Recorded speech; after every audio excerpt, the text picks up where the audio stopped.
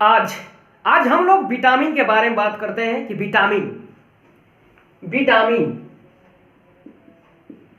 Vitamin तो सबसे पहले मैं विटामिन के बारे में बात कर दूं कि इसके खोजकर्ता कौन है।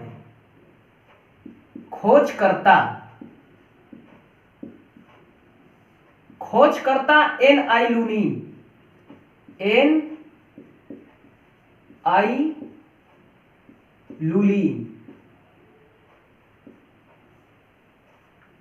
तो खोजकर्ता एन आई लुलीन और शब्द किसने दिया? शब्द फंक दिए।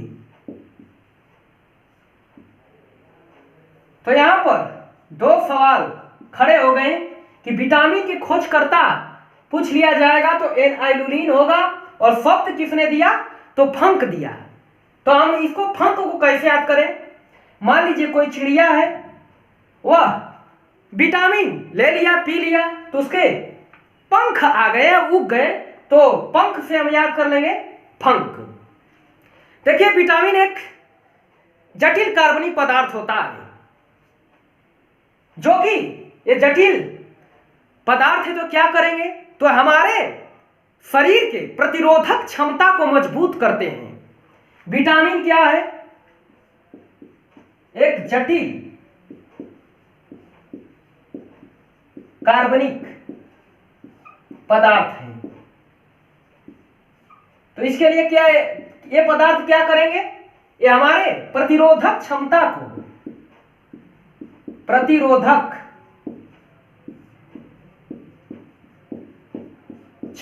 को मजबूत करेंगे।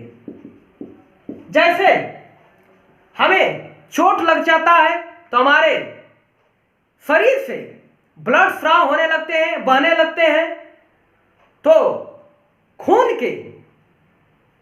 के साथ ही हमारे शरीर में वायरस आ जाते हैं। तो उन वायरसों के अगेंस्ट यानी विरोध के रूप में जो हमारा जटिल कार्बनिक पदार्थ होते हैं, यही तो लड़ते हैं वायरस से। तो इसीलिए जटिल कार्बनिक पदार्थ है तो क्या करेंगे? हमारे प्रतिरोधक क्षमता को मजबूत करते हैं। और मैं बता दूं, विटामिन से ऊर्जा नहीं मिलती है। कोई पूछ दे कि विटामिन से ऊर्जा मिलती है तो नहीं, ऊर्जा नहीं मिलती है। विटामिन से ऊर्जा नहीं मिलती है और विटामिन के कमी से अपूर्णता रोग हो जाता है। विटामिन की कमी से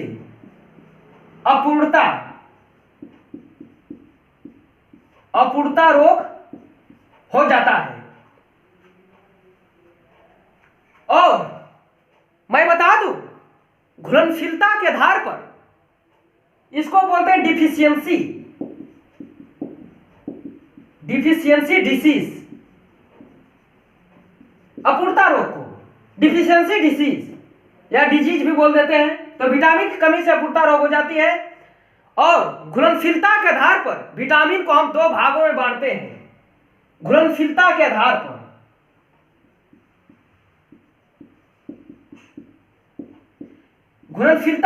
पर विटामिन को दो भागों में बांटते हैं। पहला हो गया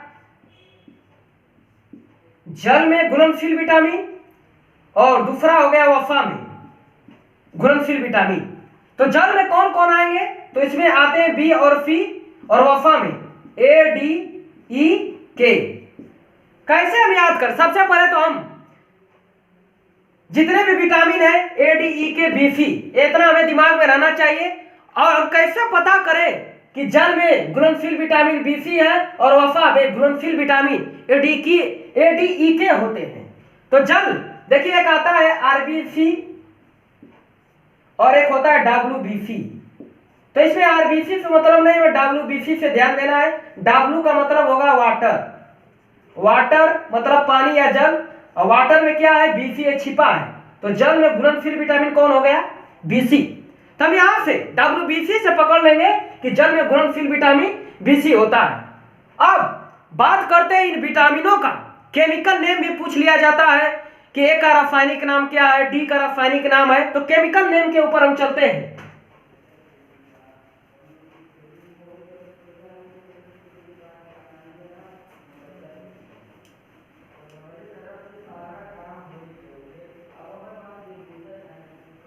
तो सबसे पहले मैं इधर लिख देता हूं नेम, नेम इधर केमिकल नेम,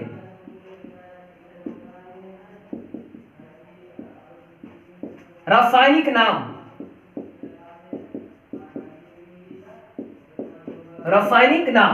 तो सबसे पहले मैं वसा में घुलनशील विटामिन के बारे में बताया कि इसमें कौन कौन विटामिन है, ए डी ई के। तो मैं सबसे पहले ए के बारे में बात करता हूं कि इसका रासायनिक नाम क्या है। इसको ए को हम बोलते हैं रेटिनॉल, इसको बोलेंगे हम रेटिनॉल। इसी को बोलते हैं anti infection vitamin, anti infection. A को बोलते हैं रेटिनॉल, एंटी इन्फेक्शन विटामिन, और इसी को बोलते हैं एंटी जीरोथैल्मिया विटामिन, एंटी जीरोथैल्मिया विटामिन। और इसी को बोलते हैं, ए को ही बोलेंगे एंटी नेक्टोलोपिया विटामिन। इतना इसका रासायनिक नाम है। ए को बोलेंगे रेटिनॉल, एंटी इन्फेक्शन, एंटी जीरोथैल्मिया और एंटी नेक्टोलोपिया विटामिन, ए का। अब आप बात करते हैं डी का। डी को बोलते हैं सनशाइन विटामिन, सनशाइन विटामिन, और इसी को बोलते हैं ओस्टियोमालासिया विटामिन, या इसी को बोलते हैं anti rickets vitamin, anti rickets vitamin. तो डी को बताया सनशाइन विटामिन, इसी को बोलते हैं ओस्टियोमालासिया विटामिन और एंटी रिकेट्स विटामिन। अब बात करते हैं ई की। ई का रासायनिक नाम है टेकोफेराल, इसको बोलते हैं टेकोफेराल, टेकोफेराल। और इसी को बोलते हैं ब्यूटी विटामिन, ब्यूटी विटामिन, सौंदर्य विटामिन, सौंदर्य विटामिन। अब बात करते हैं के का। के को बोलते हैं नेप्थोक्विनोन, नेप्थोक्विनोन।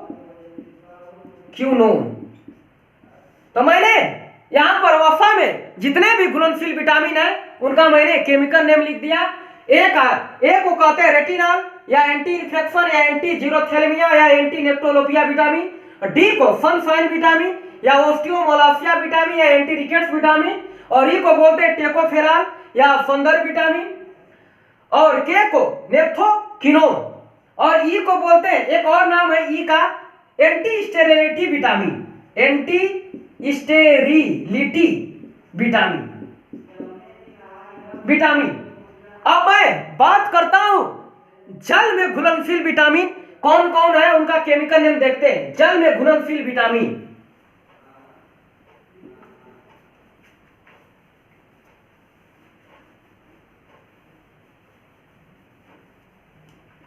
जल में घुलनशील, और मैंने बताया कि जल में घुलनशील विटामिन है बी और सी। तो सबसे पहले मैं सी के बारे में, सी का केमिकल नेम बता देता हूं कि सी का केमिकल नेम क्या है। तो इसको बोलते हैं एस्कॉर्बिक एसिड, इसको बोलते हैं ascorbic acid, ascorbic acid, ascorbic acid. और इसी को बोलते हैं, विटामिन सी को ही बोलते हैं घाव भरने वाली विटामिन, घाव भरने वाली विटामिन। अब देखिए जल में घुलनशील विटामिन बी सी, तो सी के बारे में बता दिया, और मैं बी पर आऊंगा तो बी के विटामिन है बी कॉम्प्लेक्स चलते हैं। तो बी से B12 तक हम लोग चलेंगे। तो देखिए बी से शुरुआत करते आता है B1। B1 को बोलते हैं थायमीन, इसको बोलते हैं थायमीन, थायमीन। और B2 को बोलते हैं राइबोफ्लोविन, राइबोफ्लोविन, राइबोफ्लोविन। और B3 को बोलते हैं नियोसिन, B3 को बोलते हैं नियोसिन। और B4 के बारे में ध्यान नहीं देना है। B5 को बोलते हैं पेंटाथोनिक, पेंटाथोनिक एसिड। और B6 को बोलते हैं पायरोडॉक्सिन, पायरोडॉक्सिन, पायरोडॉक्सिन। और B7 को बोलते हैं बायोटीन, बायोटीन, बायोटीन। और B8 के बारे में नहीं जानना है। B9 को बोलते हैं फोलिक एसिड, फोलिक एसिड। और B12 को बोलते हैं साइनोकोबालामीन, साइनोकोबालामीन, साइनोकोबालामीन,